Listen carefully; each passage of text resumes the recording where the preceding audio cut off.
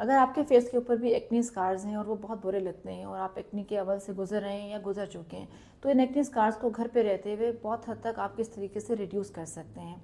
सबसे पहला स्टेप इसमें आता है sun avoidance. Sun avoidance is the foremost step. Sunblock must be medicated and minimum SPF 30, और अगर 50 है तो बहुत अच्छा है। सन ब्लॉक के बाद राइट टाइम एप्लीकेशन में हमारे पास 2 to 3 times a week retinol serum होना चाहिए, but that must be medicated and not over the counter. Retinol आपकी स्किन में कोलेजन की प्रोडक्शन करता है और एक्नी स्कार्स की जो फाइब्रोसिस हुई हुई होती है उसको ब्रेक करने में हेल्प करता है। इसके अलावा ऑल्टरनेटिव नाइट्स में आप थर्ड जनरेशन रेटिनॉल यानी कि जैसे कि एडापालिन मौजूद है वो भी अप्लाई कर सकते हैं। इवनिंग टाइम में आप एजोलाइक एसिड और नायासिनामाइड में से एक यूज़ करेंगे फॉर अ मंथ, और फिर हम सेकेंड मंथ में दूसरा आपको इंट्रोड्यूस करते हैं।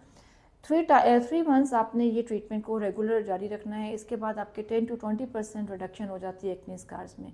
अगर इससे ज़्यादा आपको एक्नी स्कार्स की रिडक्शन चाहिए तो उसमें फिर इंटरवेंशन ट्रीटमेंट्स आ जाती हैं, जिसमें कि फर्दर ट्रीटमेंट जो कि हम आपको इन ऑफिस देते हैं।